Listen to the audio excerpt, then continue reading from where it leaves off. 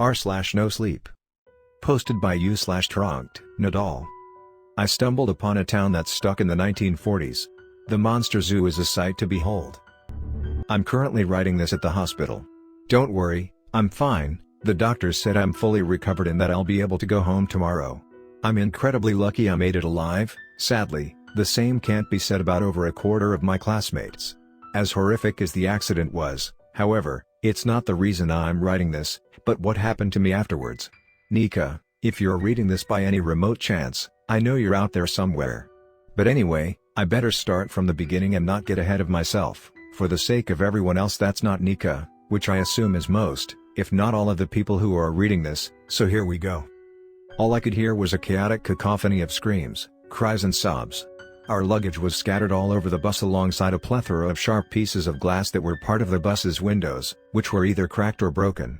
My classmates and I, who just a few minutes ago had been singing, chatting and playing on our phones as the school bus drove us home, were now hunched over our seats, badly injured, with several broken limbs and appendages and numerous injuries all over our bleeding bodies. The few of us who were conscious could only weep and watch in horror as we waited for the police and for various ambulances to arrive. The rest were either unconscious, or worse. A school trip to a nearby Nazi concentration camp had been a yearly tradition for our school. We were from an Austrian town just a few miles away from it. Most students were tired of going to the same place every year, but honestly, I didn't mind. Humanity, and especially the ignorant and impressionable youth, needs to keep being reminded of the horrible atrocities that took place there so history doesn't repeat itself. We in particular were from Austria, and thus, most of us had grandparents and great-grandparents that had lived under the Third Reich. It was our duty to learn from their mistakes and to not let our society be led astray by blind fanaticism and extreme ideologies ever again. That particular year, a drunk and drowsy truck driver just so happened to be at the same place and at the same time as our bus. Add to that an inexperienced bus driver and you have the formula for one hell of a traffic accident. I stared at my blood-soaked arms and hands for a few seconds as loud ambulance sirens played in the background, but it wasn't long before I faded back into unconsciousness. I don't know how much time it passed between me passing out and waking up, but what I can tell you is how odd the sudden peace and quiet felt compared to the utter chaos of the accident, disturbing, even. My confusion and surprise grew once I inspected my surroundings. I suddenly found myself in a small room, laying on a large bed that was rather hard and uncomfortable. The walls were decorated with dull yellow wallpaper, which looked to be fairly old, as evidenced by its faded tone as well as a small portion of it that peeled out of the wall, revealing the stone bricks underneath. Aside from the bed, the bedroom also contained a wardrobe filled with various dresses and skirts that most likely belonged or had belonged to a woman. My first thought was that I was in a hospital, having been brought there by an ambulance after the accident. But that room definitely did not look like a hospital room. "Hello? Anyone there?" I yelled, but got no reply. It seemed I was all alone.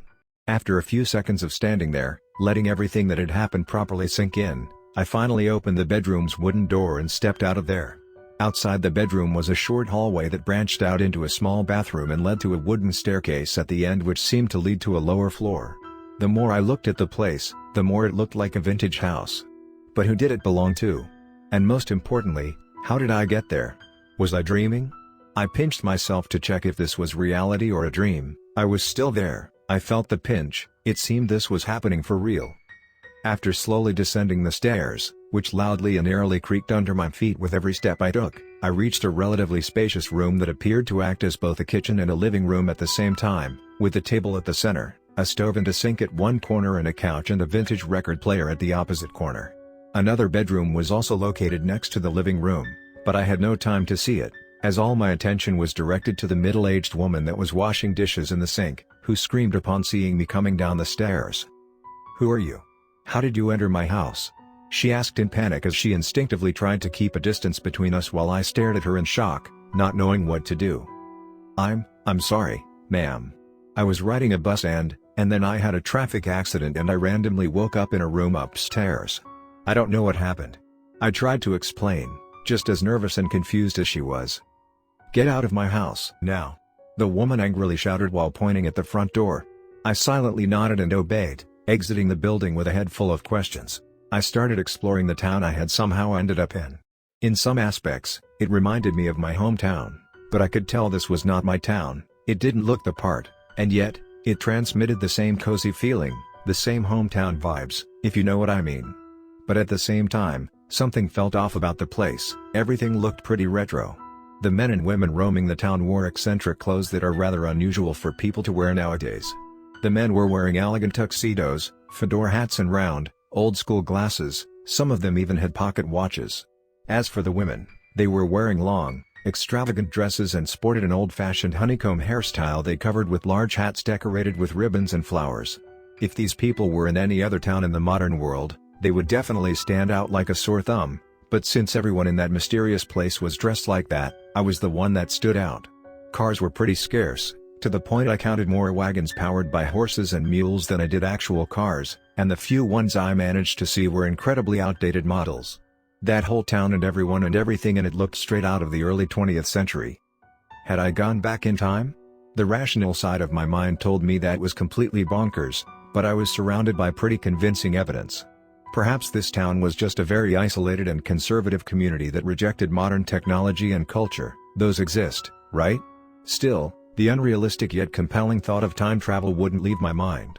A huge group of children joyfully ran past me while playfully skipping, chanting and giggling. They were all dressed in old-fashioned clothes, not unlike what I had seen my grandparents wear in old photos of their childhood back in the 1940s, and not unlike the adults I had seen earlier. I felt someone suddenly bumping into me from behind. It was a girl. She looked to be around my age and she was wearing a dress, a skirt, a scarf wrapped around her head, a pair of tights and small shoes. "I'm sorry." The girl apologized. "It's okay. Why are you and all the other kids running so fast, though?"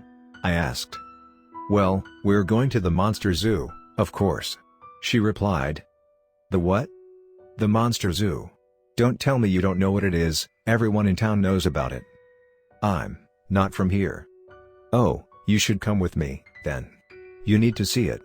I'm Nika, by the way," she excitedly said as she grabbed my arm and encouraged me to join her and the other children. It was then when her slight Russian accent became apparent. "I'm Eric, nice to meet you. Listen, I appreciate your friendliness, but you don't understand, I'm lost." "Are we still in Austria?" "Don't worry, I was also lost when I first moved here from the Soviet Union. You'll get used to this town in no time." "But, I thought the Soviet Union wasn't a thing anymore?" I uttered in confusion. "It's not? Wow, I've been away from home for a while, haven't I? Anyway, we're almost at the Monster Zoo, come on." We crossed a big metallic gate that read, "Monster Zoo" in big golden letters. Upon entering the zoo, they gave us all a unique ticket with a number on it. I got the number 207 and Nika got 208. "What are these tickets for?" I asked. "They're for the zoo game. At the end of the day, they pick a random number that corresponds to a random visitor and that person is declared the winner," Nika explained. "What does the winner win?" "They get to enter the cage with the monsters for a surprise." "What's the surprise?" I asked. "Only the winner gets to know that, that's why it's a surprise, dummy. I've never won, so I don't know," Nika replied. Nika and I went to see the enclosure where the monsters were kept. At first, I thought that the name Monster Zoo was just a marketing trick. I assumed the so-called monsters would be nothing more than exotic animals the owners of the facility claimed to be supernatural creatures to uneducated visitors who didn't know any better. After all, this town didn't seem like a place with much public knowledge available. I hadn't seen any libraries and I was 99% sure there was no internet. But I still struggle to put into words the terrifying mix of horror and shock I felt when I saw those things. One of them looked like some kind of huge bird, the size of a vulture, but parts of its body were robotic, like a cyborg, and its organic parts looked horribly burned, to the point it was a wonder that creature was still alive. The next monster was some kind of feline with a single, enormous black eye that seemed to stare right at your soul at the center of its face. There were lines of stitching all over its body as if it was a twisted stuffed animal. And last but not least, arguably the most horrifying of them all, a tall, skeletal and pale humanoid figure, with a pair of big eyes without pupils, no ears or nose and what looked like a short trunk for a mouth. It stood immobile in its enclosure as it emitted a haunting constant breathing sound. It sounded like it was perpetually choking. I stared at the creatures, horrified as Nika and the other children cheered at them with smiles on their faces. How they could find those nightmarish abominations endearing was beyond my comprehension. Even though the trio of monsters were the zoo's main attraction, it also had a park with slides, swings and seesaws, plus various old-school food carts that sold snacks and fast food like hot dogs, cotton candy, fries and popcorn. so there was plenty of fun to be had. Everyone started gathering around the monsters exhibit as the zoo was about to close for the day. It was time for that game Nika mentioned.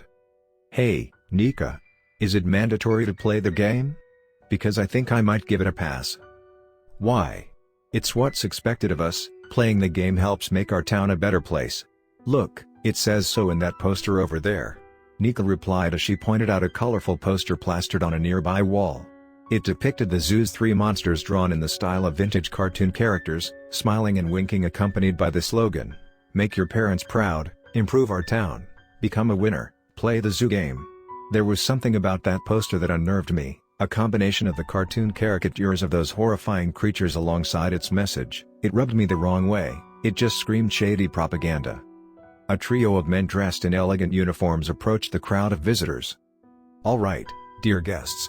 This beautiful day is coming to a close, so you know what that means. It's time for the zoo game," one of the men exclaimed. It was apparent he was the one in charge.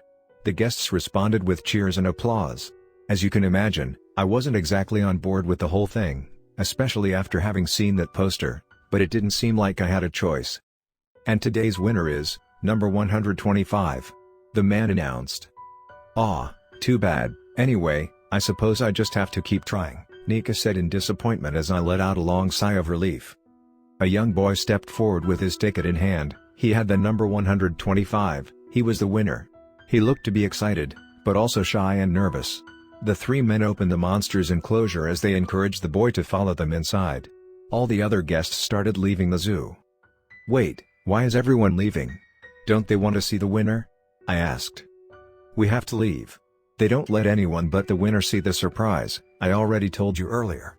Come on, let's go home," Nika replied as I followed her outside the monster zoo. "Hey, sorry for bothering you, but I don't have anywhere to go. I know this sounds crazy, but I was in a bus and then it crashed and I passed out. The next thing I remember is waking up in this town inside a random house," I said. "That's fine, I'll ask Clara if you can stay with us. She's very nice, so I'm sure she'll let you stay," Nika replied. "Is she your mother?" "Not exactly. You see, I also had nowhere to go when I arrived here, then Clara found me and she kindly offered me to live with her. I love her. I'm sure you'll get along." Nika and I finally arrived at Nika's house and went inside. I was speechless. I recognized that place. It was the exact same house I had woken up in. "Nika, why have you brought this boy?" Clara asked Nika as we stared at each other. It was clear we both knew who the other was. "He has just arrived here and is lost. Could he stay with us, if only for tonight, pretty please?" Nika requested with a huge fake smile on her face kids tend to do when trying to convince adults to do something for them. Meanwhile, I just kept staring at Clara, awaiting her response. Fine, he can stay for tonight. But that doesn't mean he can live with us permanently, understood?" Clara finally replied. "Thank you so much, ma'am." I politely thanked her as Nika jumped into her arms and hugging her. "It's getting late, you should go to bed, Nika," Clara ordered after we had just finished eating a bowl of soup for dinner. "What? But why? It's only 8 p.m. Nika replied. "If it isn't a hustle, I'll go to bed, too. It's been an intense day," I added. "Okay, we've got a spare mattress you can use as a bed alongside a blanket and a pillow. You can sleep in Nika's room. Good night," Clara said as Nika and I went to Nika's room and Clara went upstairs to the same room I had mysteriously appeared in after the bus accident. Nika was quick to fall asleep, but I spent hours simply laying in my makeshift bed and staring at the ceiling thinking about everything that had happened that day. How the hell had I ended up in that town? What were those monsters? How was I going to get back home? I suddenly heard mysterious loud noises coming from outside the bedroom as these questions floated through my mind. "Nika, did you hear that?" I asked, to which Nika responded with a nonsensical sleepy murmur as her head moved to the other side of the pillow. It was clear she was fast asleep. I slowly got outside the bedroom and tiptoed my way to the living room, where I saw Clara pushing the couch against the front door, trying to block it for some reason. "Hi," I whispered, startling Clara, who jumped back in shock. We barely know each other and it's already the second time you scare me like that," she replied. "I'm sorry, you were making a lot of noise and it caught my attention. Why are you blocking the door?" I asked. She then ordered me to close the bedroom's door with a hand gesture as to not wake Nika up. "Monster night," Clara uttered. I raised an eyebrow in confusion. The monsters from the zoo, they're the reason I sent Nika to sleep earlier than usual. Have you seen them? She asked. Yeah, Nika took me to the zoo earlier. Those things are terrifying. Well, every once in a while, they somehow escape the zoo and roam the streets at night, catching anyone they come across. They have even broken into houses on multiple occasions. What? But, how can they escape the zoo so easily? Don't they have security personnel? I don't know, but it happens time and time again. I remember a time when it didn't happen at all, but then it started happening once or twice a year, then every few months, then every month, then every week. And I have a feeling this isn't a coincidence, Clara said. An ear-piercing scream echoed through the night, followed the familiar sound of heavy breathing. Clara and I peeked through the window and were horrified by the sight of a man yelling in pain and horror, being aggressively dragged across the street by the same monsters I had seen at the zoo, the bird, the tiger and the humanoid. What are those creatures? They don't look natural. Where do they come from? I uttered. There are many rumors and urban legends, but nobody knows for sure. They just appeared one day and the townsfolk managed to contain them at the zoo, but you've already seen how successful that is. After that, Clara went back to bed in shock after I promised not to tell Nika a word. She had slept through the whole thing, oblivious to the danger the monsters represented, just like all the other kids in town. Wow, what a crazy dream that was, is what I first thought when I opened my eyes the next day. But that thought was brushed away a couple seconds later, as a familiar voice reached my ears. Good morning, Eric. Did you sleep well? Nika said. I stumbled upon a town that's stuck in the 1940s. Trust me, you don't want to win the zoo game. It's been a while since I last posted. I'm home now. It feels amazing to be home after all that happened. I'm watching a Holocaust documentary as I write this. What a horrible nightmare that was, truly the lowest point in humanity's history. The fact there's still people that deny it is baffling. Ignorance is very powerful. I've witnessed what it can do to people firsthand. You'll soon see what I'm talking about if you keep reading. Anyways, back to the story. So, Eric, where are you from? Nika asked as we were having scrambled eggs for breakfast. I live in a small village not far away from Lachau. Ever heard of it? There's an old concentration camp there, I said. Nika and Clara stared at me with their eyebrows raised, clearly confused. What's a concentration camp? Is it a place where people think a lot and are always concentrated? Nika asked. No. It's a place where the Nazis committed horrible atrocities and murdered millions of innocent people during World War II. The one on Lachau was a subcamp of a much larger one on Dachau. That one's pretty famous. I replied. Wow, I didn't understand half of what you've just said, Nika exclaimed, giggling. Me neither. What war are you talking about, boy? I don't remember there being any concentration camps during the Great War, and what's a Nazi? Clara added. The Great War? No, that would be World War I. I'm talking about the Second World War. I clarified. There was a Second World War? You've never told me about it, Clara, Nika said. That's because I didn't know about it, Nika. Clara replied. World War II. You know, Nazi Germany, the Holocaust, Operation Barbarossa, Normandy, Pearl Harbor, Stalingrad, Hiroshima, and Nagasaki, all of this stuff is common knowledge. Surely you must be familiar with at least one of these terms, I said, totally baffled by their apparent ignorance. Then, there was a long pause during which Clara and Nika awkwardly stared at me and I stared back in confusion. Look, Eric, I don't know who taught you history, but they've lied to you. The Great War ended in 1918 with the Treaty of Versailles and the defeat of Germany and the rest of the Central Powers, and there haven't been any wars since. The thought of a conflict of such magnitude happening again sends shivers down my spine. Humanity would be doomed for sure if what you're talking about was actually true. Clara uttered. With all due respect, Clara, you're the one who's been lied to. World War II began in 1939 with the invasion of Poland by Germany and the Soviet Union and ended in 1945 with the defeat of Italy and Germany in Europe and then Japan in Asia with the 2 atomic bombs, I exclaimed. Clara tried to contain a chuckle, to no avail. I reached my pocket in an attempt to grab my phone so I could show Nika and Clara pictures, videos and information about World War II, but it was gone. The last time I had seen it was at the bus. Oh, kid, you're gonna make me laugh. First you make up a fictional war and talk about it as if it was a historical fact, and then you say it ended last year. Are there any calendars in your village? Because you really should take a look at one, Clara said. She then told me to follow her to the bathroom. where she showed me a calendar that left me speechless. According to the calendar, it was September 1946. But, I whispered in complete shock, not knowing how to respond to that. This discussion is over. Get ready, Nika, you'll be late for school. Alright. You should come to school with me, Eric. Nika replied. Okay. I uttered, figuring accompanying Nika to school would help me obtain more information about that mysterious place, plus, I had nothing better to do anyways. To say my mind was blown would be an understatement. It seemed I had somehow time-traveled back to the year 1946, but something was not quite right, and I'm not just talking about the monsters. Nika and Clara had no idea World War II was a thing. How can you not know about such a monumental conflict in human history? Especially if it was 1946, the war should have ended just a year prior. It should still be fresh in everyone's minds. We arrived at the school and entered Nika's classroom, which was bustling with energetic boys and girls. "Hey, Nika. Have you seen my brother? I haven't seen him since yesterday," said a girl as she approached Nika, looking very worried. "Sorry, but I haven't seen him either. I think the last time I saw him was at the zoo." "Yeah, he was the one who won yesterday's zoo game," Nika replied. "Yeah, I already knew that.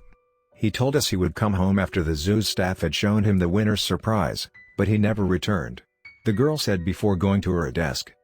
"That's Gretel, she's from Germany, and her brother Thomas is from Great Britain. And those kids over there are Pierrot, from France, Tanya, from Poland, Bjorn, from Norway, Alexander, from Greece and Darina, from Czechoslovakia. Oh, and our teacher, Mr. Terry, is from the United States, and I already told you I'm from the Soviet Union," Nika said as she introduced me to her classmates and teacher. "Wow. This town is very cosmopolitan, isn't it?" I said. "I don't know what that means, but you sound convincing, so I agree," Nika replied. "Alright, children. Get ready, because today is the day of the week our Mayor Fritz is coming to visit," Mr. Terry said as a man entered the classroom and the kids began to clap. "Is that the mayor of the town?" I whispered to Nika. "Yeah, but Mayor Fritz is much more than just the mayor, he's also the owner of a huge company and the person in charge of the Monster Zoo. He's a pretty hard-working man," Nika replied. It was then when it hit me, I had seen this man before at the zoo. He was the one who had announced the winner of the zoo game. "Be quiet, Nika. Hold on, who's that boy? Nobody told me we'd be getting a new classmate today," Mr. Terry exclaimed. "This is Eric, he's my new brother," Nika yelled. "Wait, what? No, I'm not. I literally just met her yesterday," I replied, blushing in embarrassment as Nika giggled. Mayor Fritz then went on to introduce himself and began to talk about how great the town was for a solid hour. "Once again, this year's statistics have shown our town is the happiest, most peaceful and most prosperous town on earth," he said with enthusiasm. It didn't take a genius to see that man had tremendous charm and was an expert at giving charismatic speeches that enlighten the mood of anyone who heard them. "So, aren't you gonna show us those statistics? How did you get them? With what other towns did you compare this town with?" I asked. This was followed by a long period of awkward silence during which everyone stared at me in an uncomfortable way, even the teacher. "I'm afraid I have them in my office, so I can't show them to you, and as for your other questions, the information you're asking for is confidential, sorry. Moving on, it looks like today's class is about to end. Remember, young ones, you can contribute to our town's prosperity by playing the zoo game. Each and every one of you has a chance to be the next winner, so don't forget to stop by the Monster Zoo after school," Fritz replied before the children cheered. "Hey, Eric. Why don't you tell everyone about the stories you make up? They're really funny," Nika loudly exclaimed, causing me to gain everyone's attention once again. "What stories?" I uttered. "You know. The story about the Second World War," Nika replied. "A Second World War? The Great War was already catastrophic enough. Why would you want more of that, kid? I'm a retired soldier of the U.S. Army, I've witnessed the horrors of war firsthand, you know?"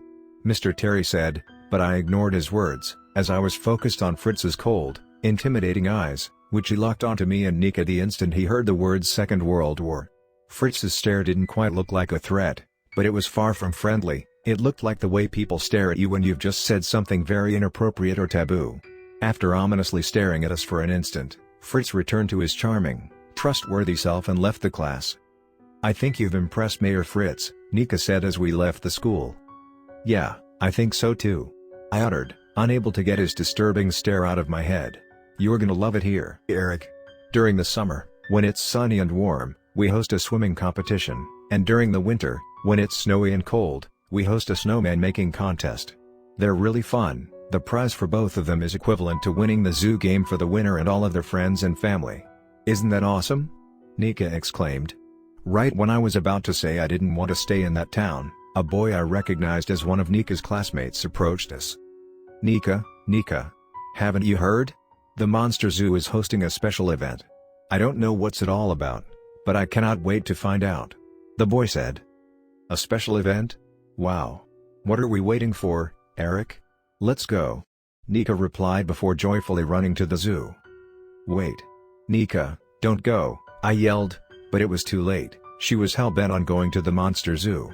I really did not want to go, but I had grown attached to that impulsive, naive and sweet girl. Don't get the wrong idea, it wasn't anything romantic, but she had been kind enough to offer me a roof to sleep under and had treated me like a true friend. No, a true brother. I couldn't abandon her. So I breathed in and out and reluctantly followed her to the Monster Zoo. Upon entering the zoo, we were given a ticket with a random number for the zoo game, just like last time. I got the number 231 and Nika got the number 157. Listen closely, my dear guests, because today's special event is one like no other. Because today, and only today, two people will be declared winners of the zoo game at the same time. Fritz explained to the overly excited, cheering crowd in front of him, which was even bigger than the one from the previous day. Thank you, and now, without further delay, the two winners of this extra special zoo game are, number 231 and number 157. Fritz added with his trademark enthusiasm. Yay! Eric, we won. Both of us, can you believe it? Nika yelled as loudly as she could as she jumped into my arms and started dancing in place. It was clear she was having the time of her life. I, on the other hand, was looking at Fritz dead in the eyes, shocked and terrified. My heart was racing, and that crazy bastard knew it. He subtly grinned at me once he realized I was staring at him. The way he reacted when he heard my story about World War II was still fresh in my mind, and I'm sure it was fresh on his mind too. It was certain the results of that zoo game weren't quite as random as the zoo's staff made them out to be. Fritz ordered one of his men to open the monster's enclosure as two more men began closing in on us. Nika was still celebrating our so-called victory. I knew what I had to do. I tightly grabbed Nika's hand and ran away at full speed, taking her with me. Wait. Why are we running? Where are we going? Nika asked in confusion as she tried to keep up with me. Keep running. Trust me, I yelled. We hid amongst the crowd as Fritz's men chased us through the zoo. Make way. Block the exit. The men angrily shouted at the guests, but by the time the gatekeepers stationed at the zoo's main gate realized what was going on, we had already rushed past them and fled the complex. We entered Nika's house exhausted and panting. Clara was quick to take notice. Oh, my gosh. What happened? She asked worryingly. Listen, I don't have much time to explain, but we've both won the zoo game and Mayor Fritz attempted to send us to the monsters. We ran away and escaped the monster zoo, but Fritz's subordinates are on their way to hunt us down as we speak. I explained as quickly and concisely as I could. Why have you come here, then? Mayor Fritz knows where Nika lives, he knows where everyone in town lives. You have to flee, now. I knew there was something off about the whole monster zoo thing, Clara said. She then packed a big backpack with sandwiches, fruits, a bottle of water and a blanket and gave it to me. She approached Nika and gave her a kiss and a long and intense hug. Even though you may not have my blood, never forget you'll always have all my love, dear, Clara said to Nika as she hugged her in tears. Nika nodded, her face also filled with tears. Nika and I exited the house as Clara waved us goodbye. She decided to stay home in order to lead Fritz's goons astray and hide our location. Hey, it's funny how destiny operates. One day you're just a simple 13-year-old student on a school trip, the next, you're a time-traveling fugitive. Nika and I roamed the town, which turned out to be much bigger than I had imagined. We tiptoed our way through secluded alleyways, tunnels and low-traffic areas, slowly but surely. To say we were scared would be an understatement. Every corner could lead to a surprise encounter with Fritz's search team. He was in control of the whole town, so who was to say he wasn't watching us the entire time and was secretly leading us to an ambush? I cannot put into words the utter terror that thought brought us. It was right around one of those unnerving corners where we spotted a suspicious white glare.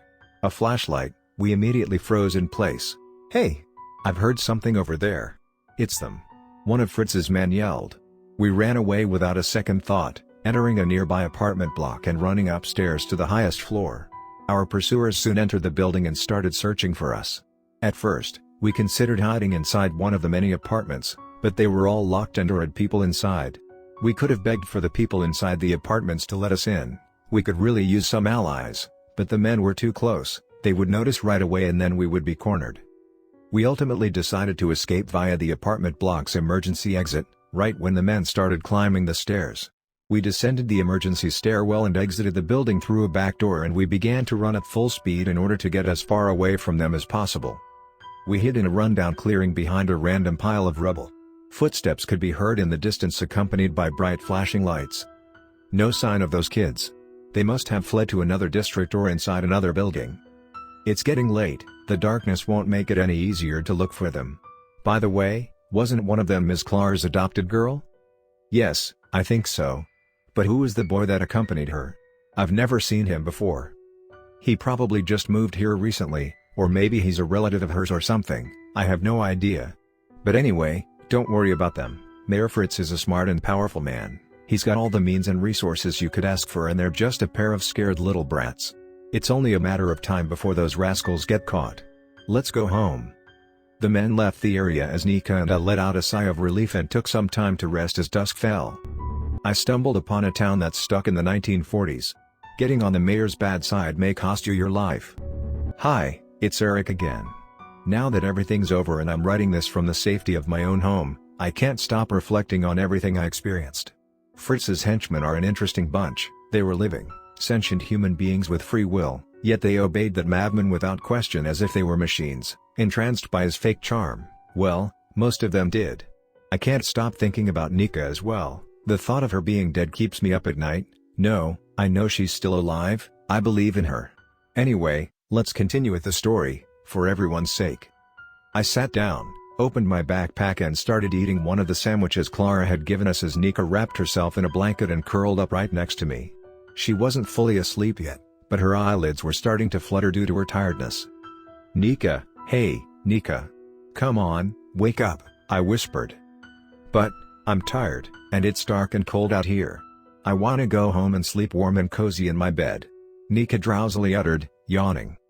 "Me too, but we must stay alert. Remember, Mayor Fritz and his goons are still searching for us," I replied. She then started quietly singing to herself. "What are you doing?" I asked. "I'm singing to keep myself awake. Wanna hear?" she said. She then raised her voice so I could hear her song. I liked the melody and rhythm, but she was singing in Russian, so I couldn't understand the lyrics. "It sounds nice, but I don't speak Russian, sorry," I said. "Oh, it's beautiful. It's about a girl named Katyusha who patiently waits for her boyfriend, who's gone to fight in a war, far away from home. Ah, so romantic. It's very popular in my country," Nika replied. "Yeah, about that. Why did you come to this town if you're from Russia, I mean, the Soviet Union?" I asked. What followed was a long pause during which Nika sat thoughtful, until she finally replied. "Well, I don't remember that much, it's been a while since I first moved here. But I recall I lived in a big city and my mom and dad told me to leave." We're in 1946, right?" she said. I guess so," I replied, suddenly remembering I had seemingly time-traveled to an alternate 1946. I had kind of forgotten about it in the midst of being hunted by Mayor Fritz. Fleeing from Fritz and his men were my top priority at the moment, but I also had another objective, getting back to the present. Nika started counting with her fingers. "Wait, that doesn't add up. I came here in 1941, that means I've been living in this town for 5 years, wow, those 5 years have gone by super slowly. Seriously, it feels like I've been here for way longer than that. Also, it snows every year in this town, and I'm pretty sure it has snowed more than 5 times. But all the calendars in town still say it's 1946, that's weird," Nika exclaimed. "Hold on, what did you just say?" I replied, astonished by her words. It was then when we heard what sounded like cars or some kind of vehicles approaching us. I peeked out of our hiding spot and saw a pair of trucks coming for us, Fritz's men. "We have to run," I yelled. We frantically prepared to flee as I packed all my things and Nika wrapped her blanket around her head and neck so she could wear it as a hood or cloak while on the move. We sprinted across an alleyway with the two trucks on high pursuit. It was apparent we couldn't outrun the vehicles, they were faster than us, they didn't get tired and we were already tired before they had found us in the first place, so it's safe to say the odds were definitely not in our favor. "Hey, I have an idea. Follow me," Nika said. She took me to a back alley that might have looked like a dead end at first glance, but it hid a thin cavity between two houses that connected the alley to another street and could be used as an escape route if you were small and or slim enough to fit through. Fortunately, we both met those requirements and we squeezed through there, leaving the trucks behind as they obviously could not follow us through there. A man came out of one of the trucks and attempted to chase us through the cavity by himself, but he nearly got stuck in the process and ultimately decided to quit. "Nice thinking, Nika. If it weren't for you, they would have caught us for sure," I complimented her. "Thanks. I've hid inside this cavity many times while playing hide and seek with the other kids," she replied. But right when we had just exited the cavity and before we had time to catch our breaths, we were ambushed by another truck, which backed us into a corner. There was no escape. "Come on, get in," said the truck's driver, opening the vehicle's door for us. "Fuck no," I exclaimed. "I'm not with Fritz, I've come to help you," he added. "Yeah, right. And you actually expect us to believe that?" I ironically replied. "Hold on, Eric, I think that's Gretel's father. Remember her, from school?" Nika said. "Nika's right, I am Gretel's father. Trust me, I used to work for Fritz, but not anymore. I have my own reasons to oppose him, I genuinely want to help you." "But, if Fritz is a liar, then how can we know for sure you're not lying as well?" I uttered, reluctant. "Listen, kids, you can come with me and let me take you to safety or you can stay here and wait for Fritz's henchmen to come for you, they should be here at any moment now. The choice is yours," the truck driver said. "He's got a point, Eric. I think we should trust him," Nika added. Seeing as I had no other choices, I was convinced and Nika and I hopped inside the truck, still a bit hesitant. Gretel's father took us to his house, where his wife and Gretel herself were waiting for us. Oh, poor little souls. Running for your lives in the dark and cold streets in the middle of the night. "Are you alright? Do you need anything?" Gretel's mother said. "We're fine, ma'am. Thank you," I replied. It turned out Gretel's father knew about our little misadventure because Mayor Fritz had turned us into the town's most well-known, and only, wanted outlaws. Gretel's family kindly allowed us to take a bath, which felt extremely relaxing and therapeutic after all we had been through, and they also gave us a cup of hot chocolate to warm us up and regain energy. Gretel's family tuned into a local radio program with their old-timey radio. Breaking news, the search for the pair of dangerous children continues. After a rigorous investigation, we have concluded for the mysterious boy to be a dangerous foreigner who has come to our dear town in hopes of tearing our society apart by spreading misinformation and forming a nefarious cult.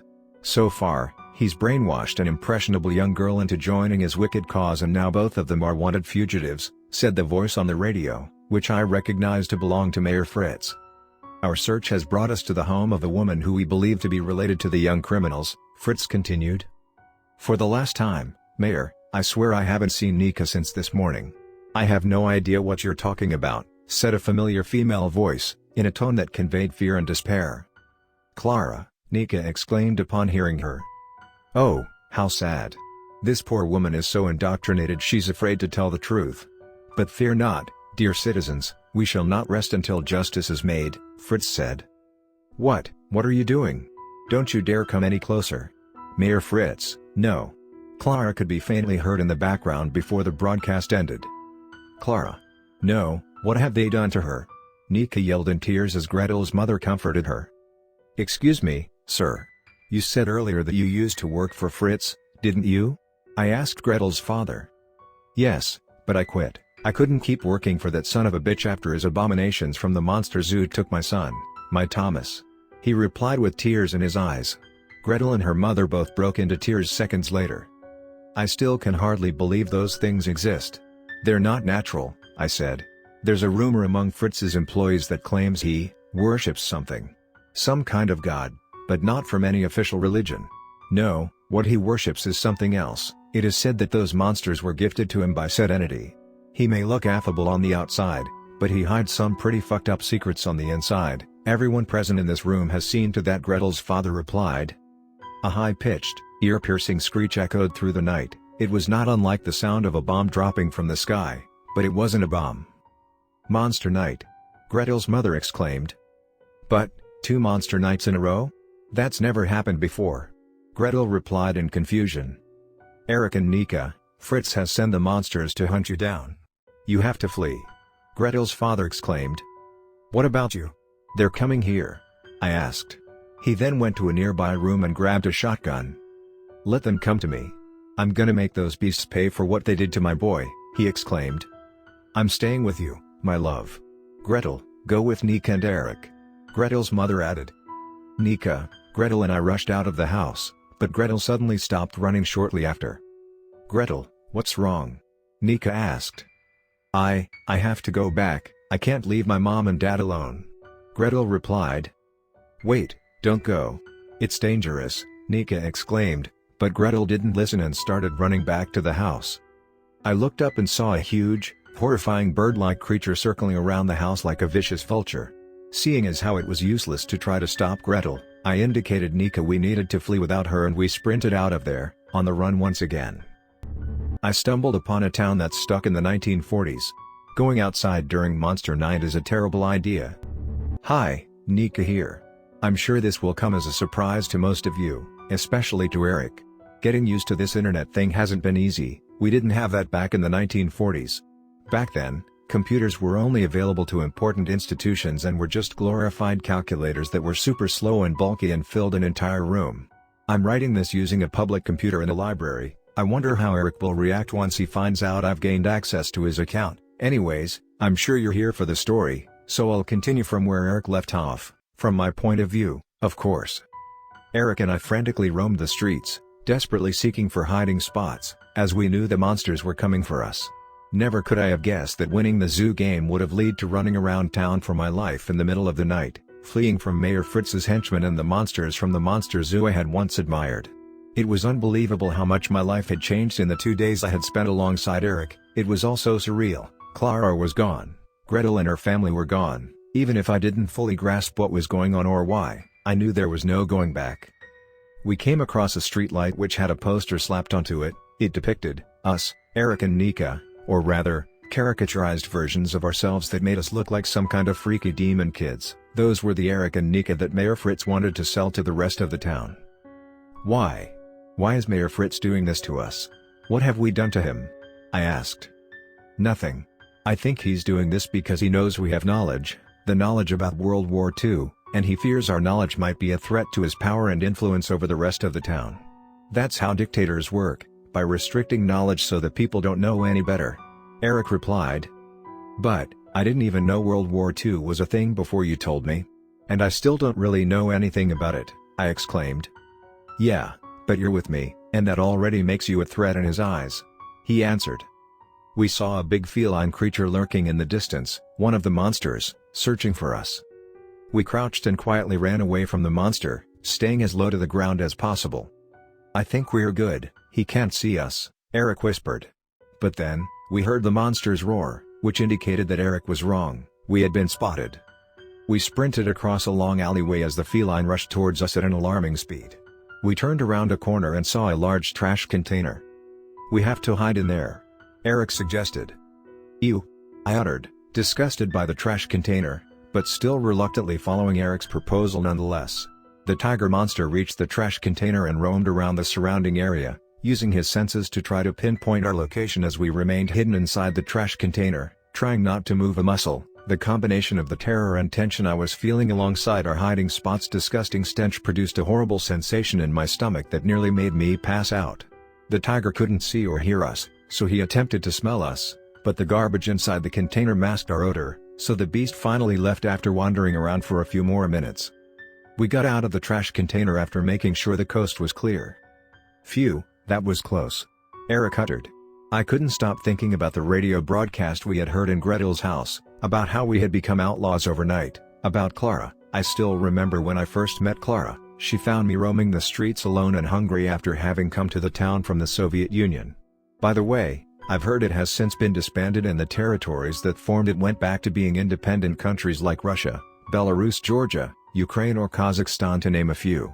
I used to live in what is now known as the Russian Federation, or simply Russia. I remember living under a communist dictatorship wasn't the best, despite the fact that my mother and father were bakers and thus worked in the food industry. Getting to eat the required amount of daily meals was rarely ever a guarantee. My parents were against the Bolshevik government and they had supported the White Army in their youth, back in the Russian Civil War, but they were sure to always keep their lips sealed just like millions of other Soviet citizens who lived in poverty and weren't fond of communism, as publicly admitting that could cost you your life. When I left the Soviet Union and moved to the town with Clara, I rejoiced, thinking I would finally get to live a happy childhood in a place that wasn't ruled by a tyrant, if only I had known how naive that thought was. The first year I spent living with Clara was rather awkward. I only knew how to speak Russian back then, so communication between the two of us was a bit tricky. However, we both knew we loved each other and wanted to live with each other despite the language barrier, which we eventually overcame. Every weekend, we would cuddle together on the sofa and I would gently fall asleep by her side as Clara read a book accompanied by the chant of crickets in the summer and the fireplace's hypnotic flames in the winter. Hey, I know this is gonna sound awkward and random. Normally I'd ask Clara for this, but, you know. So, can you hug me? I uttered. Sure. Eric replied. I had clearly caught him off guard. I jumped into his arms and started crying, pouring out the jumble of conflicting emotions I was feeling in the form of tears that slid down from my eyes and into Eric's shirt. Listen, everything's gonna be okay. Eric tried to comfort me. No, it's not. It has already gone horribly. I replied sobbing. I know, but, I promise it's not gonna get worse. Soon, all of this will be nothing more than an unpleasant memory, Eric said. Before meeting you, my life used to be so simple. I went to school and to the monster zoo, I played with the other children and happily lived with Clara, but all of this has made me question whether living in this town is so perfect after all. You've made me even question what year is it. I don't think I want to live here anymore, but then again, where would I go? I said, almost feeling relief after letting all of that out. Nika, I have something to confess. I know it's hard to believe, but I'm a time traveler. I've come here from the 21st century. I had an accident, I passed out and then I randomly woke up in this town in this age. I have no idea how I did it, but if I find a way to go back to the present, I will take you with me and give you a chance to start anew. What do you say? Eric confessed. I tried to find words I could reply with, but words wouldn't have conveyed my reaction properly, so I silently smiled and nodded at him. His story about time travel wasn't easy to believe, but I believed him, because even if he was lying, what else did I have to lose at this point? We continued running around and hiding from the monsters until we reached the outskirts of town. It was an area full of grassy plains and hills. That was as far away as I had been ever since I had moved to the town. A large, tall building could be seen in the distance. What is that building? Eric asked while pointing at it. I think that's the town hall, or in other words, Mayor Fritz's headquarters. I replied. Why would a town hall be located so far away from the actual town? Eric uttered. Maybe Fritz wants to be left alone so people don't see what he does in there. I answered. A large figure appeared in the sky. The bird monster was after us. We had last seen it at Gretel's house, but there was no sign of Gretel or her family. We sprinted across the fields outside the town, but there was no way we could outrun the creature, who unceasingly flew over our heads, probably waiting for us to get tired so it could then strike us from above.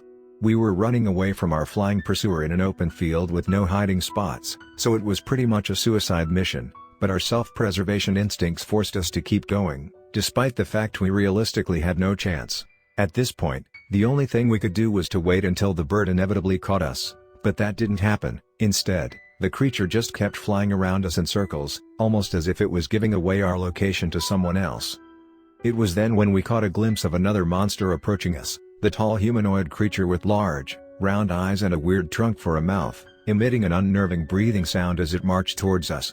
We didn't even try to run away when we saw it. There was no point to it anymore, as we were tired and the bird monster was still continuously circling above our heads and would have most likely intercepted us immediately if we had tried to flee. The humanoid monster emitted a mysterious smoke-like substance that quickly spread around the area and engulfed us like fog, making it unable to see anything.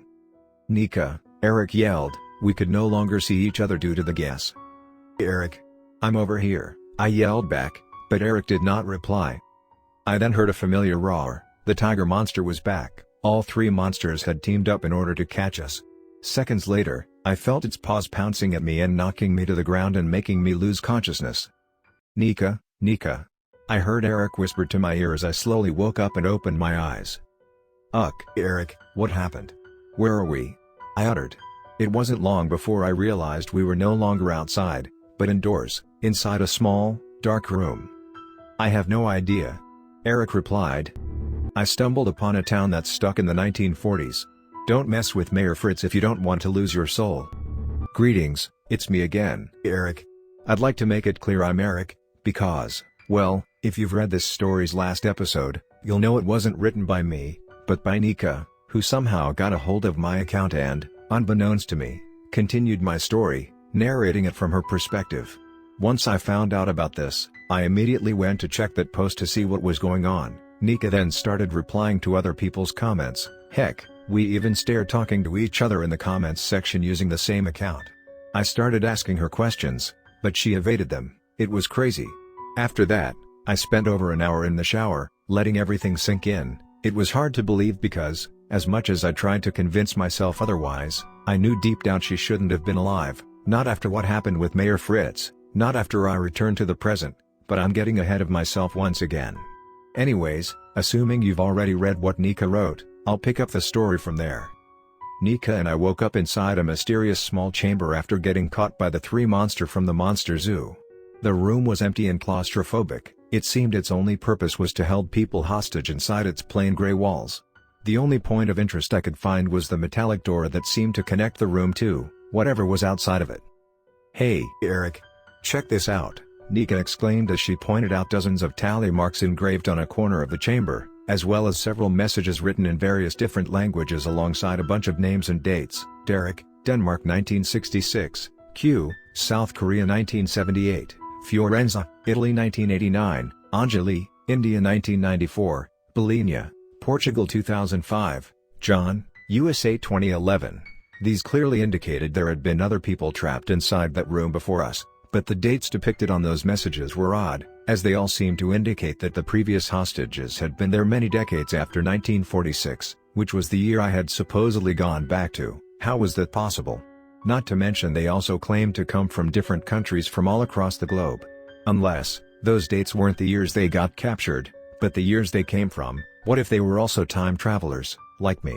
What if they had all somehow gotten transported to this town from their home countries? I knew it sounded pretty surreal, but it was exactly what had happened to me. It was as if the town existed in another plane of existence, and could thus be accessed from different regions of the planet, such as Austria, in my case, or India, or Italy, or the United States and so on. In any case, it was clear the town was not a normal place. There was something horribly wrong with it, if the horrific monsters and its ruthless dictator-like mayor weren't enough of an indication already. "Hey, Nika, how did you exactly come to this town?" I asked. "I came here by coming here, I guess. I think I took a train, but I don't really remember it that well." Nika replied. "By train? But I haven't seen any train stations in this town." I answered back in confusion. You're right, this town doesn't have a train station." Well, like I said, my memories are pretty fuzzy," she uttered. "By the way, we should probably find a way to get out of this room," she added in a sarcastic tone. I approached the door and was surprised to find it wasn't locked. I just grabbed and turned the doorknob and opened it, just like that. "It's not locked. Did Mayor Fritz simply forget to lock it?" I uttered, baffled. "Maybe he did it on purpose," Nika replied. "Yeah, we'd better be careful," I added. We got out of the room and slowly made our way across a long narrow hallway. Another metal door not unlike the one in the room we were trapped in could be seen at the end of the corridor. Upon reaching and opening the door at the end of the hall, we were met with a wide chamber filled with people. At least a dozen men, women, boys and girls who just stood there, completely immobile, with their eyes staring at the floor. Their skin was a pale light blue and their eyes were blank. They looked like corpses which had just begun decomposing, to the point I was having serious trouble telling whether they were actually alive or not. "Hey, isn't that Gretel? And her mother and father and brother too," Nika yelled upon seeing them amongst the horde of unmoving, lifeless people, just as stiff and pale as the rest of them. But right after we noticed Gretel and her family, another familiar face caught my eye. "Nika, you might want to take a look at another person," I uttered. Nika gasped in shock and immediately ran towards her with a big smile on her face. Clara," she yelled with joy as she wrapped her arms around Clara's torso with all her strength. "Oh, Clara. I've missed you so much.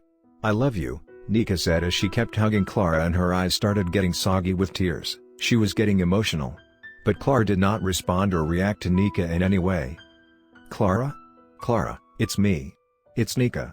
Come on," Nika yelled worryingly once she noticed how oddly Clara was acting, desperately trying to get noticed by the woman and to make her snap out of the strange trance she and all the other people in that chamber were caught in. She grabbed Clara's skirt and began gently pulling and shaking it, doing it more and more aggressively as she grew more and more desperate.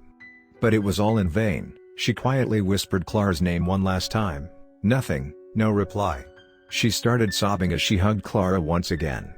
Clara continued to stand there like a statue. "Don't bother with her, young lassie, she doesn't care about you anymore. The woman you remember is no longer inside this body, she doesn't remember anything prior to her purification, none of them do," said Mayor Fritz, specifically talking to Nika, speaking through a set of speakers that hung from a corner of the room and that I had just noticed were there. "If you truly desire to be with her, my darling, I'd be glad to purify you too," he suggested to Nika. "Shut the fuck up. Where are we? What have you done to these people?" I yelled. He chuckled and took a few seconds to reply. "If you want answers, feel free to keep going. There's another door a few feet away from you," he finally answered. As much as I hated to admit it, the man was right. He was clearly watching us like a scientist watching lab mice traversing a man-made maze, leading us through a linear path he had laid out for us, which probably ended with a trap, but we basically had no other options. "Nika, come on. We have to continue," I said. "No, I think I'll stay in this room, thanks," she replied, still being right by Clara's side. "What? Listen, I know you love Clara and you want to be with her and all, but if we keep going, we might find a way to bring her back to normal. Plus, don't you want to escape this place and live a peaceful life once and for all?" I said, encouraging her to keep going. "There's no way to bring Clara back to normal. Mayor Fritz is luring us into a trap. I'm already satisfied as long as I can be with her. You come from the future, so you have a time, a life and a family to get back to. I only have Clara left. You should go without me, I'll be okay. Oh, and in case Mayor Fritz erases my memories and turns me into a mindless zombie like the rest, I want to thank you, Eric, you've been a real friend," Nika replied with a depressing tone in her voice that heavily contrasted with the cheerful girl I had met a couple days prior. "So, you surrender? After all you've been through?" I asked, but she did not reply with words, but instead with a silent, depressing, tear-stained stare. Nika suddenly felt something grabbing her left arm. It was Clara, whose blank, inexpressive eyes were now eerily staring directly at Nika. "Clara, are you alright?" Nika whispered, smiling once she noticed Clara had finally acknowledged her and done something other than just standing there. Clara continued to firmly grip Nika's arm as if she was glued to it, gripping it tighter and tighter. "Ouch! Clara, you're hurting me. Stop it!" Nika exclaimed as she struggled to free her arm, but it was useless. Clara had a seemingly unbreakable hold over it. I rushed to help Nika and we both started pulling against Clara with all our strength, managing to free Nika after a couple of seconds of pulling. The second after Clara forcefully let go of Nika's arm, all the other immobile people in the room suddenly turned to look at us and stepped forward in unison, including Gretel and her family. They took one step, and then another, and another, all the while the expression on their faces remained blank. I took Nika by the hand as we opened a nearby door that led to yet another corridor and ran away from the horde of lifeless husks that were once people, but now were nothing more than Mayor Fritz's mindless slaves. It seemed this facility was a maze of interconnected rooms and hallways linked together by doors. Our pursuers weren't all that fast, but they were determined and did not hesitate to keep advancing towards us whatsoever, moving with no apparent effort, almost like machines. We kept running until we reached another room with another unlocked door, as if it was waiting for us to come. We closed the door as we heard dozens of loud footsteps approaching us. The mindless people were coming. We pressed against the door, expecting the horde to attempt to take the door down and burst into the room. We could hear them right outside the door, but they didn't attempt to enter the room, they just stopped. After making sure the coast was clear, we took our time to let out a sigh of relief and relax, relatively speaking. Nika started breathing heavily as she clenched her teeth and fists. She was crying again, but in a different way than last time. This time, the tears streaming down her face did not convey sadness, but rage. He used Clara against us. He used Clara to hurt me. First he forces me to flee and abandon her, then he kidnaps her and turns her into a mindless husk, and then he uses her to hurt me," she uttered. "He'll pay for what he's done," I said to comfort her. "Oh, yes, he will. I will make sure of it," she exclaimed. "Does that mean you don't want to surrender anymore?" I asked. She replied with a smirk that told me everything I needed to know. We finally began exploring the room we found ourselves in. It was huge, even bigger than the last chamber, and thankfully, it had no one inside. However, that's not to say it didn't have anything of interest, far from it. Hanging on the chamber's dull, concrete gray walls were over a dozen flags representing multiple countries. The United States, Argentina, Brazil, France, the United Kingdom, Italy, Greece, Spain, Portugal, Norway, Finland, China, Japan, Egypt, Morocco, and many more. Two of those flags in particular caught my attention. The first one was the flag of the Soviet Union, which stood out because it's no longer a country in the present, but it didn't cease to exist until 1991, so I suppose it made sense for that flag to be there in 1946. Hey, that's my country's flag. Living there kinda sucked, but I'm still fond of my family and former friends and neighbors. Not that I remember much of them anyway, Nika said as she looked at the flag. But then, she turned to look at the second flag that caught my attention, and her reaction was completely different. I stared at her worryingly as she stared at the flag of the Third Reich with visible confusion, concern and fear. "Leningrad, I lived in Leningrad," she quietly uttered under her breath. I found the way she pronounced the city's name with her distinct Russian accent to be oddly satisfying. It sounded like she was saying that to herself instead of me, but I had still heard it regardless, and I could tell she knew it, as she then started speaking louder so I could hear her clearly. "I remember that day now. We were playing on the street, trying to forget the hunger and the cold, then all our parents arrived, including mine, and they were accompanied by a group of people wearing uniforms and helmets and armed with rifles. They told us a ton of dangerous foreign people had come to the city and that we needed to leave. They gave us weapons just in case we needed to use them and told us that if we were to find ourselves in a situation in which we had no choice but to fight, we should do it with pride because dying defending our motherland was the most honorable way to go. My mother and father gave me a goodbye kiss and they left with the other adults," she said. I was speechless. "And then what did you do?" I asked, encouraging her to keep talking. "I had no idea what to do. I was scared, so I spent several hours aimlessly roaming around the city with a small handgun in hand. I could hear a never-ending barrage of explosions in the distance and I could see planes as well as scary enormous metallic cars that could shoot explosives and destroy buildings. Then I finally found my way out of the city and walked around the outskirts and the surrounding countryside for a while until I came across a group of men carrying weapons and wearing the exact same emblem on their uniforms as the one in this flag. I recognized them as the outsiders the adults had warned us about. They noticed me and began shouting to me in German. I didn't know how to speak German back then, so I didn't understand what they were saying, but I was terrified. My first thought was to point my handgun at them, but I couldn't muster the energy and courage to do it. My tummy was rumbling due to not having eaten a decent meal in days, my teeth were chattering after having been exposed to the frigid temperatures for hours and my body was shaking in panic, so I dropped my handgun. My instincts told me to make a run for it, but I was too scared to do anything. The men pointed their rifles at me and took me to a train.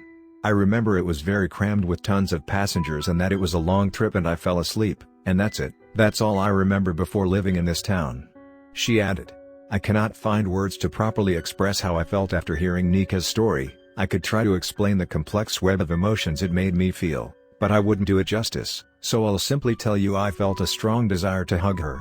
I know this may sound a bit cheesy, but I seriously did, and that's odd coming from me because I'm not the type of person that goes around giving free hugs 24/7. If I hug someone, it's someone special in a special situation that truly deserves it. But at that moment, the temporary peace that had been formed when we had entered the flag room was shattered to pieces in an instant when the sound of people aggressively banging on the door we had come from echoed through the large chamber. The husks were suddenly back after having stopped minutes ago with no apparent reason. We rushed to another door located at the opposite side of the room and turned the doorknob without hesitation, but it was locked. The door did not open.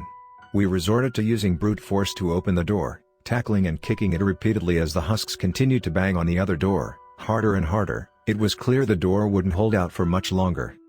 "Nika, we have to try harder," I yelled as our energy was starting to dwindle. "I'm already trying, as hard as I can," she replied panting. The husk's door swung open, accompanied by the loudest bang I had ever heard. The horde of mindless people marched into the room a second later. "Eric," Nika uttered worryingly as the horde closed in on us. "I know, I'm trying," I replied as I kept tackling the door using every bit of strength I could spare. But I was exhausted and the door didn't look like it was going to open anytime soon. I could feel the husks were about to swarm at us in a matter of seconds, but still, I kept trying without daring to look back, despite I could feel intense pain in nearly every muscle of my body and despite I could feel tears of fear, exhaustion and pain streaming down my face. Nika screamed and covered her face with her arms as I closed my eyes preparing for the worst. Eric? Have they caught you yet?" Nika asked upon noticing the husk's expected attack took an unexpectedly long time to come. I slowly opened my eyes and had a mini heart attack when I was met with the horde of husks standing mere inches away from our faces. Some of them had raised their arms as if they had intended to catch us or reach out to us, but had mysteriously stopped only a split second away from accomplishing their goal, for whatever reason, getting their arms stuck in place almost as if Medusa herself had petrified them on the spot. Their blank and inexpressive eyes were fixated on us as if they were staring directly at our souls. It was an extremely creepy sight, to say the least. "See all the flags in this room? The countries they represent do not matter in this town, for my lord welcomes anyone to his pure realm, regardless of where they come from." Mayor Fritz's voice suddenly erupted from a set of nearby speakers. You don't get to walk away from what you've done. You hear me?" Nika shouted to the top of her lungs in rage, replying to Mayor Fritz. Now, girl, you can get as mad as you want to, but I assure you won't accomplish anything with that. It's only a matter of time before I purify both of you, just like I've done with the people you've just tried to escape from." "You control them, right?" I asked. "Correct. My original plan was for them to catch you now, but I must say the girl's story warmed my heart, and because of that, I will grant you two little rascals the greatest privilege of them all. You're gonna meet my lord. Come on, kid, try to open the door now," Mayor Fritz said. Then, to my utter shock, the locked door that had given us so much trouble swung open with just the slightest turn of the handle. Nika and I stared at each other for a second and silently nodded in approval. We both knew we had no choice but to press on and to follow Fritz's directions. "You know, I'd be lying if I told you were the first troublemakers I've had to deal with over the years, but you've certainly been the most entertaining to deal with," Fritz added as we crossed the longest hallway we had encountered yet, which led to a room whose door had already been opened for us. "Anyways, you're almost there. You're just a few feet away from him, from my lord," Fritz said as we reached the end of the corridor. I stumbled upon a town that's stuck in the 1940s. Peace comes at a cost. Final. Well, this is it, we're reaching the end of this. Writing this down for you all to read has been intense, to say the least. But I'm glad I did it. It's been like a therapy of sorts, even though I should really consider visiting an actual therapist, but then again, I doubt they could ever truly understand me. You can only understand this type of things if you've experienced them firsthand. The only one that could really understand is Nika. Hey, I'm starting to sound like Mayor Fritz. By the way, remember back when Nika hijacked my account? So far, she hasn't done that again. I'm still wondering what was that all about. I'll think about it later. Now I have to finish this story, so I'll continue from where we left off last time. Upon entering the room, our eyes were immediately drawn to the huge machine at the center of the chamber. It was the only thing we were able to see in the dark room. It was a strange cylindrical contraption that seemed to contain some kind of fluid inside. The odd blue liquid traveled through a tube that extruded from the machine and that seemed to transport the liquid somewhere else, even though we couldn't really see where it ended up, since basically everything in the room aside from the machine was pitch black. Another important detail was the control switch the machine had, which seemingly allowed the machine to turn on and off. I was just 18 when I joined the German army in late 1938. The Third Reich had already annexed Austria and Czechoslovakia, but the war hadn't started yet. I didn't see action on the battlefield until we finally invaded Poland in September 1939. It was while patrolling through a captured village when my squad was ambushed by Polish partisans. A brief skirmish broke out and I was shot in the leg. After that, it was decided I was no longer fit to fight in the war, so I got a job as surveillance personnel in a concentration camp. That's where I witnessed true horror. Every time a group of men, women and children marched into the death chambers, every time I heard tears and screams of terror being abruptly silenced by a string of gunshots a split second later, every time I'd sit to dine with the rest of the camp's personnel while there were dozens of malnourished toddlers that looked like literal skeletons a few feet away, a portion of my soul withered away. I wasn't brave or strong enough to stop it, so a year later, I finally decided to grab a chair and a noose and try to put an end to the pathetic excuse of a life that was my existence. The next thing I remember, is this place, said Mayor Fritz upon stepping out of the shadows. So, you created this town? I asked. He chuckled. To me. No, I was just as shocked as you were when I first woke up here. All I did was turning the place into a comfortable society for its citizens and bring order.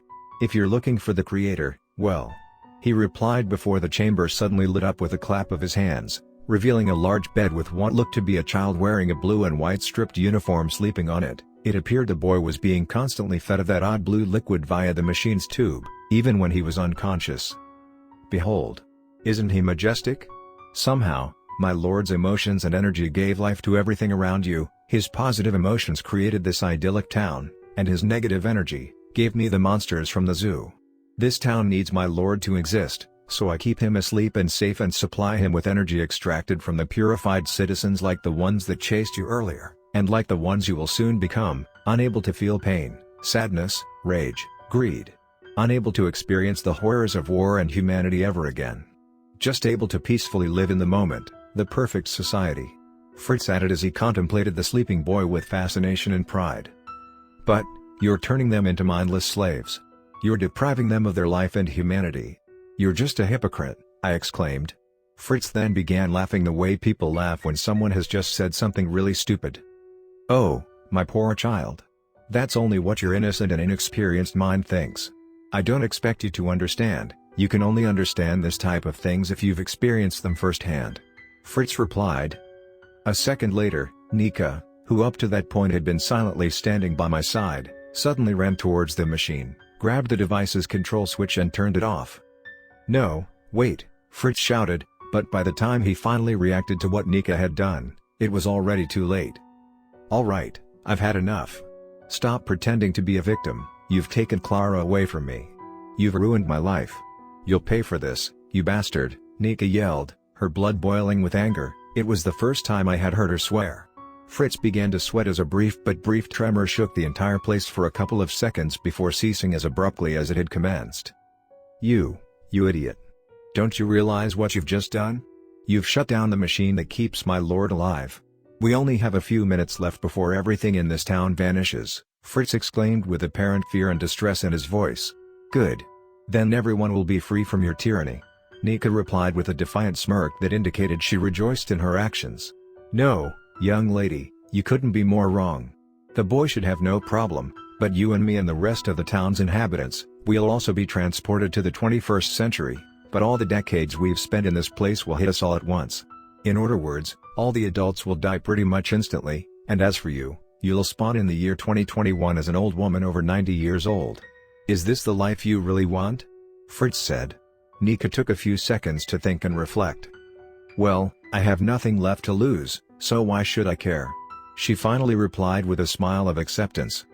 The earth shook once again, and this time it was more violently than before. Mayor Fritz grinned, his hands trembling in nervousness and his shirt soaked with sweat. I've spent all my fucking life serving others. I've spent decades trying to make a perfect society for everyone, trying to redeem my past mistakes and to redeem humanity's mistakes, and what's my reward for over half a century's worth of work? For it to be all ruined in an instant, by a pair of fucking kids, he exclaimed, growing angrier and more erratic with every word that came out of his mouth. He let out a scream of frustration and powerlessness before rushing towards the sleeping boy and taking the tube that kept the child fed with that strange blue liquid. Fritz then began drinking the substance directly from the tube, like an alcoholic who tries to forget his troubles with beer.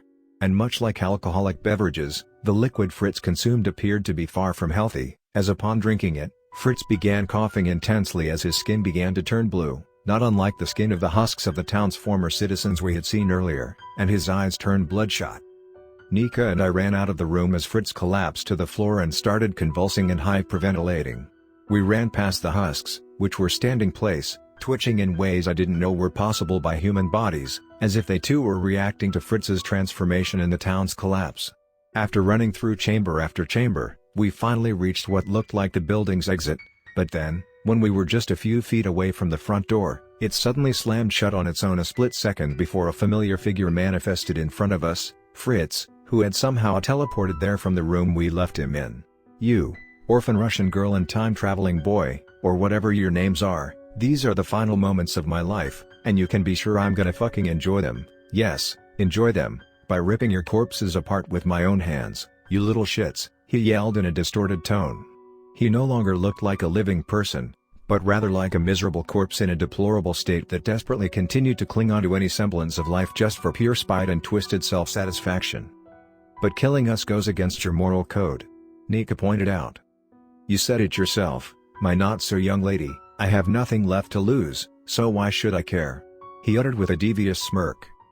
Nika and I rushed across the hallways. We came across a corridor that went forward but also branched out to the left. My heart was pounding as I could hear our footsteps as we ran for our lives, and only my footsteps, which was odd, since Fritz was supposed to be chasing us, so we should have been able to hear him behind us, right? I turned my head and peeked behind me. Fritz wasn't there. Eric, look, Nika exclaimed as she pointed forwards with her finger. Fritz was standing a few feet in front of us. Startled, we abruptly changed our plans of running forward and went for the left path at the last second. The left path took us to a long linear hallway. Fritz once again materialized in front of us, blocking the way. You cannot escape, I'm just toying with you, I'm all-powerful.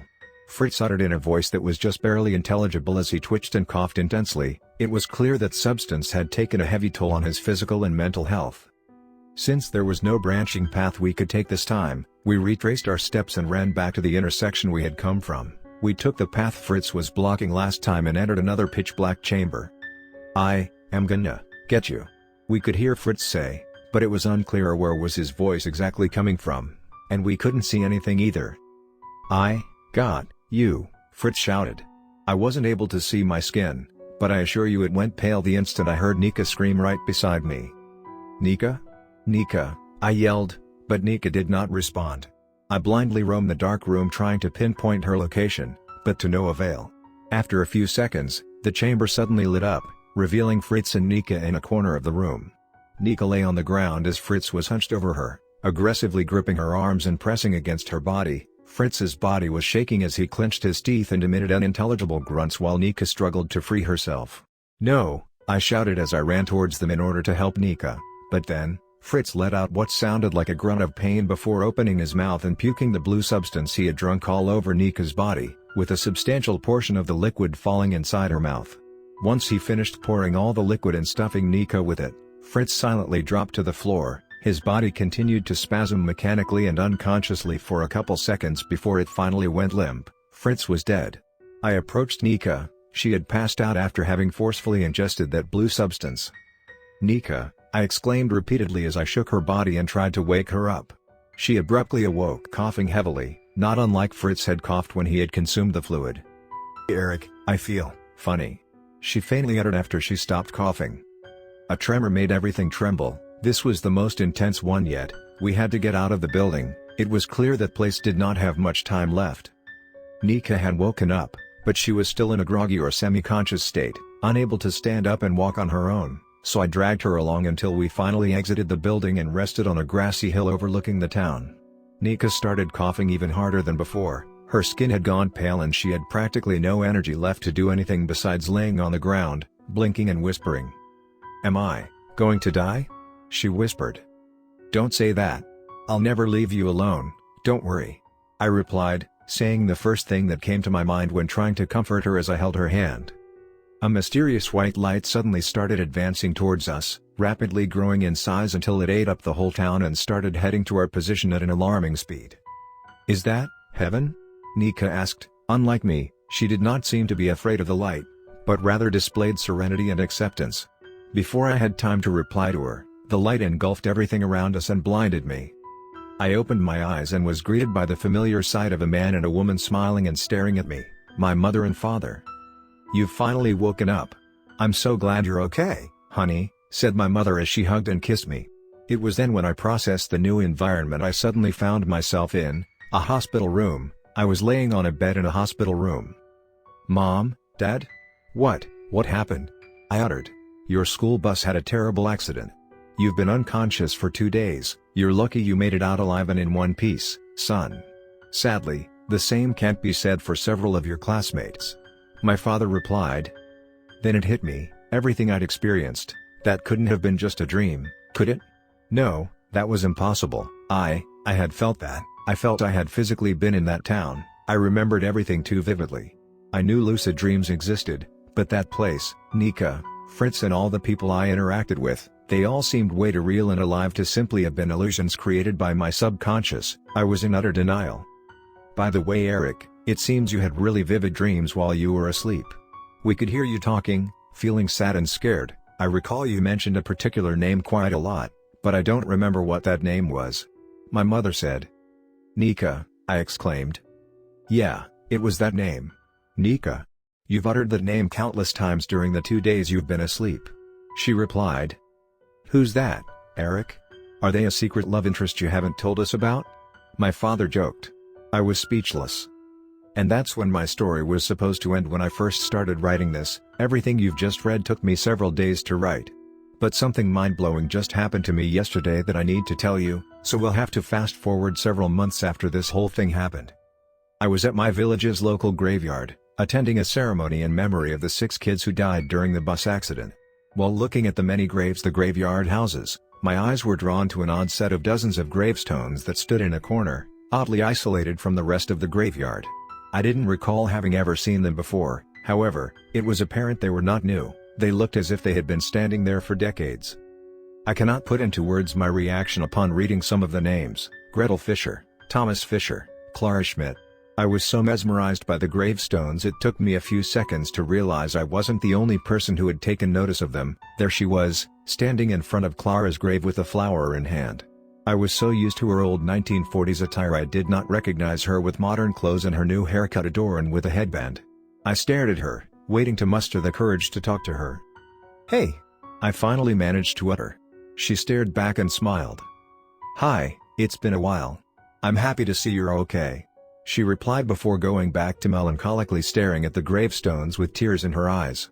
Her Russian accent was on point. I had no doubts, it had to be her. I'm happy to see you too, I answered. I wanted to tell her and ask her so many things, but I kept quiet. This conversation was already awkward enough. Plus, now was not the place nor the time for that. Nika held my hand as we paid respects to the dead and she placed the flower on Clara's tomb.